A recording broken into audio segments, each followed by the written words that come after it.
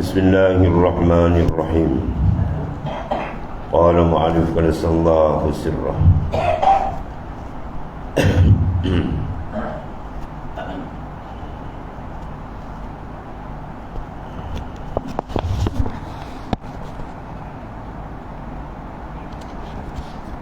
Bermula inilah dalil bagi sekalian Rasul alaihi wassalatu wassalam pada dakwah mereka itu akan risalah.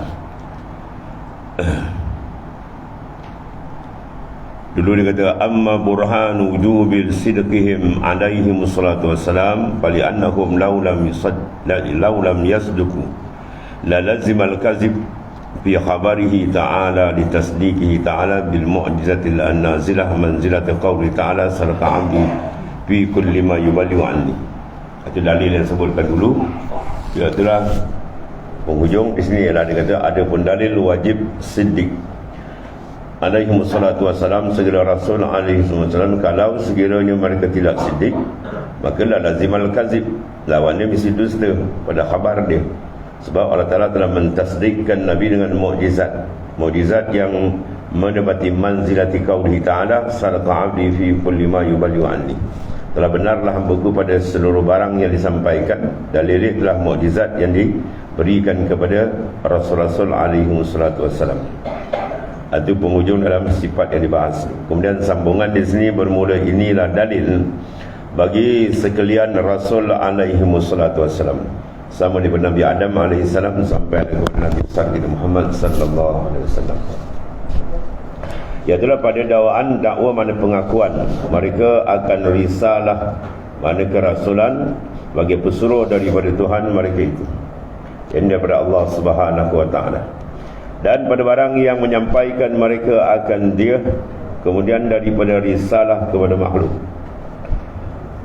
risalah yang disampaikan kepada sekalian makhluk yang berada di zaman mereka itu. Dan hasil dalil ini, khulasah dia, kesimpulan bahawa sekalian mukjizat yang menjadikan Allah Ta'ala akan dia atas tangan sekalian Rasul, mukjizat yang berbagai-bagai dan yang terbesar mukjizat yang dapat disaksikan oleh seluruh umat sampai akhir zaman ialah Al-Quranul Karim. Dan itu pekerjaan yang menyalahi adat berserta dengan dakwah dan pengakuan pesuruh mukjizat, kemudian disertakan dengan benda yang menyalahi adat. Kalau tidak disertakan dengan pengakuan, itu dipanggil karamat, macam berlaku pada para wali-wali Allah. Di sini disertakan dengan pengakuan kerasulan daripada arahan Allah Subhanahu wa taala. Setiap dia dapat melintangkan akan dia, tidak dapat melintangkan akan dia, turun ia daripada Allah Ta'ala, berdiri ia menepati katanya. Tidak satu pun yang boleh membantahi akan mukjizat yang telah diturunkan daripada Rasul ke Rasul sehinggalah kepada Nabi besar kita Muhammad SAW. Yang menepati katanya, benarlah hamba-Ku pada tiap-tiap barang yang menyampaikan dia daripada Aku. Jadi mukjizat itu dipanggil menepati, nazilah manzilati qaulihi sadaqa 'abdi fi ma yuballighu anni. Telah benarlah hamba-Ku pada barang yang disampaikan. Dalilnya ni mukjizat. Ya, kalau Nabi ada Nabi yang unta keluar daripada batu, hujan. Akan Nabi Musa, tongkat yang membelah laut yang besar, tongkat yang menjelma jadi ular yang menelan segala ular tukang sihir, yang menyebabkan tukang sihir itu tersembam sujud mengaku ketuhanan Allah Ta'ala. Dan begitulah mukjizat yang menyalibkan 2000 mukjizat yang ada pada Rasulullah SAW. Ya, tasbih batu, ketika pohon tamar berjalan menghadap Rasulullah SAW dan mengaku kerasulan, yang banyak lagi mukjizat. Syaqqal qamar bi isyaratihi, terbelahnya bulan dengan isyarat ya baginda sallallahu alaihi wasallam, banyak lagi lah. Tapi yang terbesar ialah Al-Quranul Karim. Ini maknanya kasih sayang Allah Ta'ala memberi peluang kepada kita orang kemudian dapat melihat, menyaksikan kehebatan Al-Quran yang dipanggil hujjatun damirah, hujah yang pecah manusia punya kepala kalau nak berlawan. Ya, nak melawan Quran dia dulu sampailah sekarang sehingga akhir zaman tak ada siapa boleh melawan berdebat dengan hujah Quran yang terlampau hebat. Wa in kuntum fi raibin mimma nazzalna ala abdina fa'tu bi suratin ya, min misli wad'u syuhada'akum in kuntum shadiqin. Fa in lam taf'alu wa lan taf'alu fattaqun nar wa quduha an-nas wal hijarah uiddat lil kafirin. Sekiranya kamu maknanya tidak yakin dengan apa yang Tuhan turun, ragu-ragu, maka sila datangkan satu surah, ya, satu surah, dan serulah pembantu-pembantu kamu dalam menghasilkan satu surah yang kami minta. Fa in lam taf'alu wa lan taf'alu, sekiranya kamu tak boleh buat, wa lan taf'alu, dan sememangnya kamu tak boleh buat. Lan masuk pada fi'il mudhari' di ibaratil amr istimrari wa dawam, memberi faedah selama-lama, memang tak akan dapat membuat. Maka fattaqun nar, hendaklah aku berjaga-jaga dan gerun dengan azab neraka Allah yang maha dahsyat. Wa quduhan nas wal hijarah, unggun dia daripada manusia, orang-orang kafir, dan juga batu-batu yang mereka bentuk dipahat, diukir menjadi bahan sembahan ataupun patung berhala, itu semua akan jadi unggun neraka. Ada di antara cabaran yang mana tersungkur mereka tidak boleh menjawab dia. Allah Karim.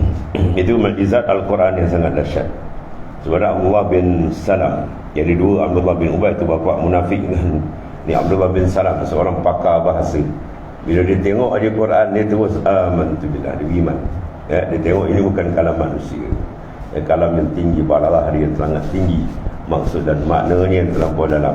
Dia kenal ini bukan kalam manusia. Ya, itulah kehebatan Al-Quran. Terus dia beriman, dia tak cakap banyak lagi dah. Bagi dikalau harus mana tadi?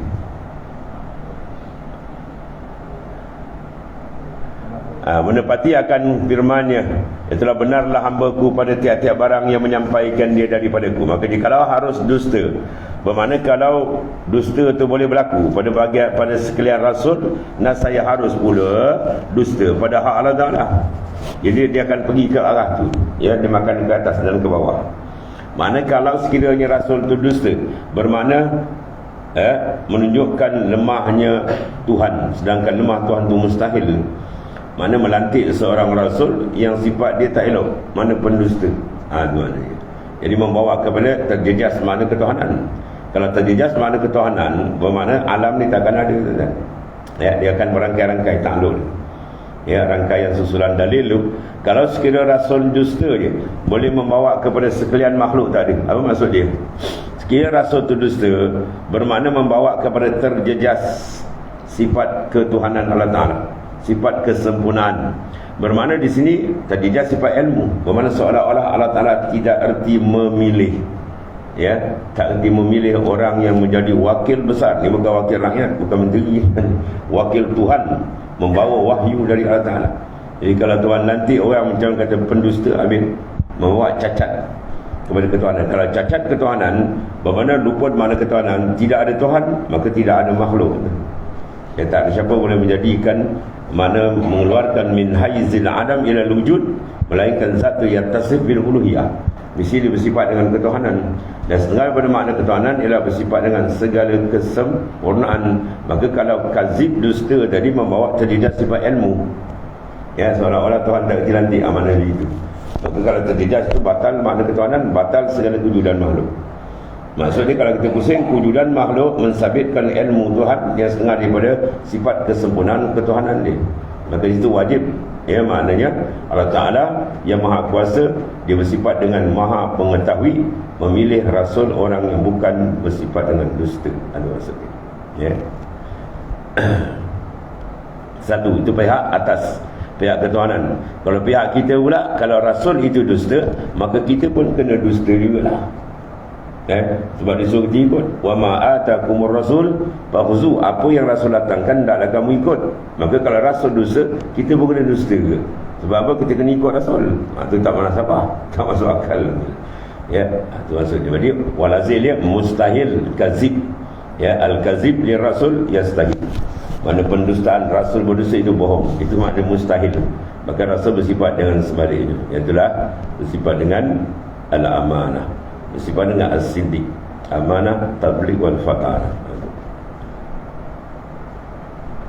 Kerana bahawa dusta atas Allah Ta'ala itu kekurangan, tidak layak, dan maha suci Allah Ta'ala daripada kekurangan. Habis. Syahadan dan tercapai Pekerjaan yang menyalahi adat itu, perbuatan seperti terpancar air antara dua anak jari penghulu kita Rasulullah Nabi kita Muhammad sallallahu alaihi wasallam. Ini air yang paling mulia di atas dunia. Air yang paling mulia di atas dunia ialah air yang keluar dari celah jari jemari baginda sallallahu alaihi wasallam. Dalam satu peperangan, maka keputusan air, maka Rasulullah suruh kumpulkan air itu kan, letak satu kadah atau mangkuk, Rasulullah celupkan tangan dia. Rasulullah celupkan tangan, Rasulullah doa, Rasulullah angkat dia, pum, keluar air air penuh. Itu air paling mulia. Jadi orang kadah air itu siap, boleh minum wuduk, boleh minum, boleh mandi semualah. Mana cukup untuk kelengkapan dalam satu peperangan itu. Mana air yang keluar daripada cerah jari-jari Rasulullah SAW, itu jari yang paling mulia kan. Kemudian boleh air zam-zam, kemudian boleh air biasa gitu dia lah. Antara paling mulia itu air yang keluar daripada celah jari-jari Rasulullah SAW. Itu semua mukjizat. Ya, mana benda amrun khariqul lil adat, benda yang mencarikan adat kebiasaan. Adat kebiasaan kalau kita celup air, tangan kita dalam mangkuk atau dalam baldi kita angkat, apa tak ada kan. Ya, tak ada apa pun. Kosong itu jelah. Tiba-tiba benda tu berlaku mencarikan kebiasaan. Kebiasaan tak berlaku tapi berlaku benda tu. Maka berlaku atas tangan baginda SAW, itu semua dipanggil mukjizat. Jadi mukjizat itu dia duduk taraf dia, bukan ayat Quran tapi manzilatil ayat. Menepati pada ayat seolah apa? Sadaqa abdi fi kulli ma yuballigh. Benarlah hamba-ku apa yang disampaikan. Dalil itu mukjizat yang diberikan oleh Allah kepada baginda SAW, menguatkan hujahnya.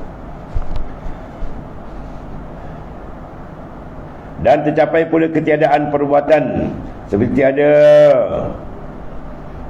menganguskan api pada Nabi Allah Ibrahim AS. Adatnya api, Tuhan jadikan api itu bila bertembung dengan benda yang kering, tidak ada maknanya basah dan sebagainya, biasa apa? Hangus, dia akan terbakar.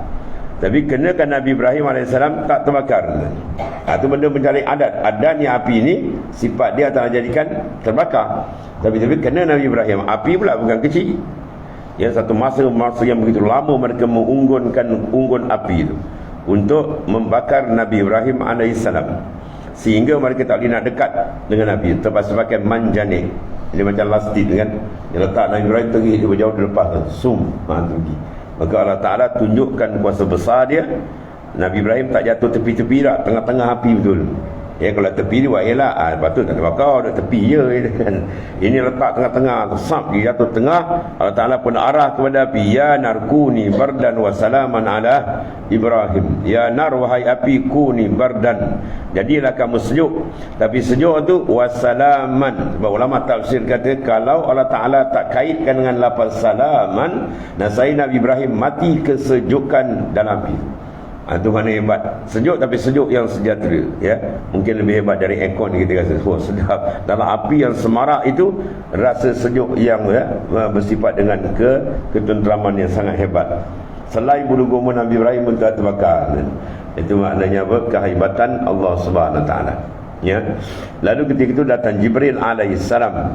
Jibril dia beritahu, dia sound Nabi Ibrahim, dia kata, ya Ibrahim, alaka hajah, kamu hajat tak Ibrahim? Sebab Nabi Jibril nak tolong, nak padamkan api itu. Jibril AS mempunyai 600 sayap. Sayap daripada nur. Dan satu sayap tu kalau dibuka je menutupi seluruh dunia ni, tuan-tuan. Bayang satu sayap je, belum 600 lagi.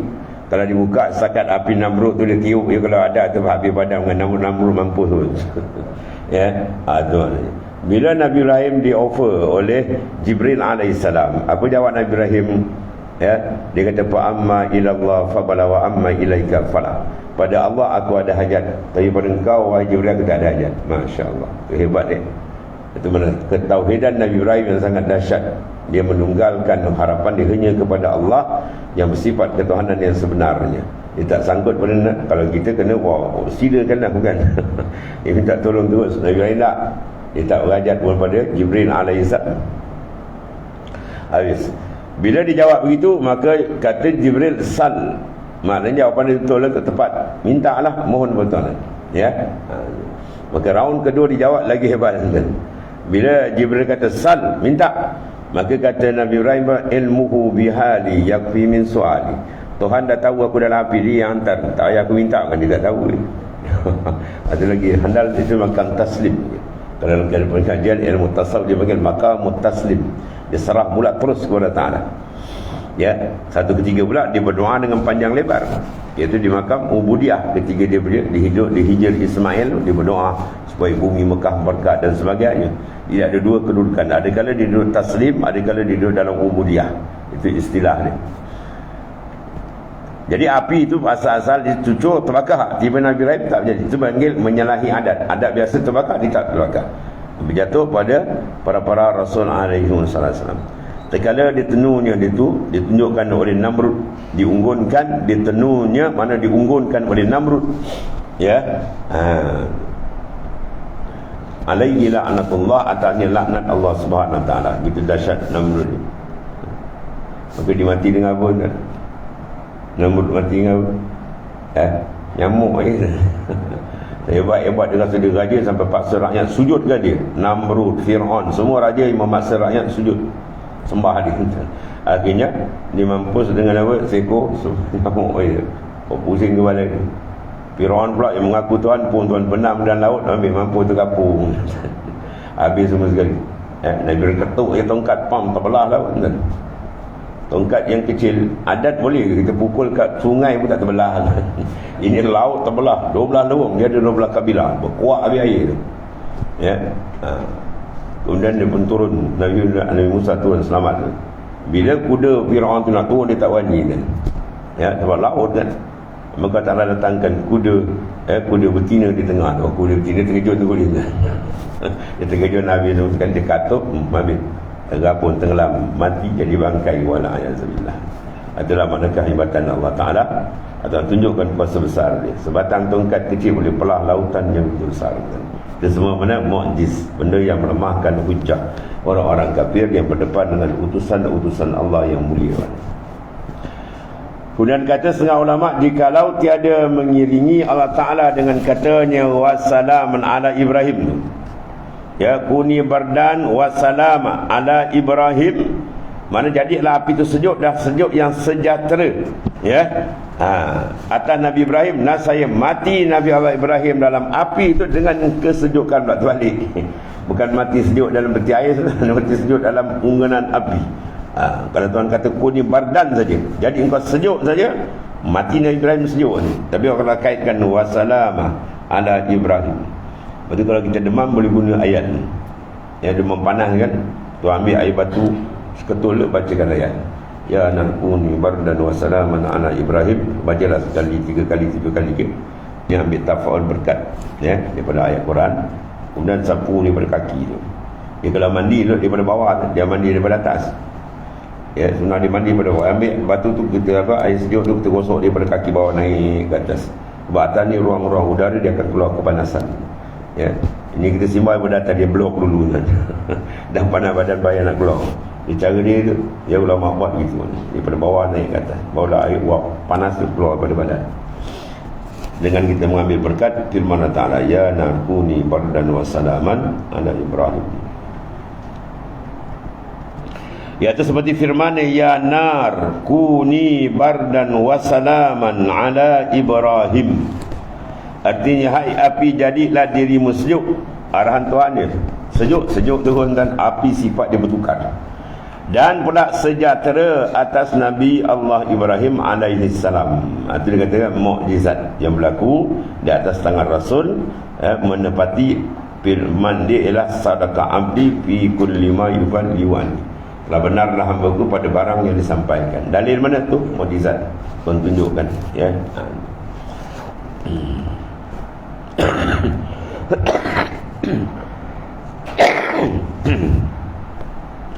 Faidatun, in satu faedah pada menyatakan fadilat membunuh cicak, mendapat pahala bunuh cicak kan. Sebab apa cicak kita bunuh sunat? Sehingga keturunan dia kerana ia mengembus Nabi Allah Ibrahim. Bila api tu kan bakar tu, cicak tolong support, disembuh. Ya, ini kalau ada suruh bunuh, kepala kita jadi jamban ni pula, kan. Dia sunat bunuh cicak tu kerana ia menghembus Nabi Ibrahim AS terkala ditunu, mana dimarakkan api, dia tekan support, disembuh. Tu daripada Namrud alaihi la'natullah. Seperti yang dikatakan oleh setengah daripada ulama, dan ia telah sabdanya Nabi SAW, inna min qatliha fi awali darbatin kutibadahu mi'atu hasanah. Masya Allah. Wa bisaniyah duna zalik wa bisalisa duna zalik, rawahul Muslim. Hadis sahih Muslim dah. Ya. Barang siapa membunuh, ia akan cecak. Ini kun cecak keluar tak keluar, mana tahu. Yang membunuh akan cecak pada bermula-mula membunuh kali pertama tu. Darbatul ula, pum dipukul tu, diserat baginya 100 kebajikan. 100 pahala banyak anda ni.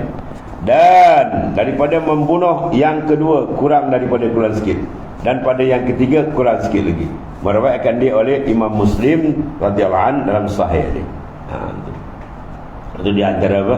Istidrak disambilkan ini satu hadis berhubung dengan masalah cerita Nabi Ibrahim. Cecak yang saput tu pun kita bunuh dia dapat Tuhan, dapat pahala diberikan antara ada hadis yang sahih. Habis. Kemudian dan keluar dengan menyalahi adat itu, ia tiada menyalahi adat. Wallah.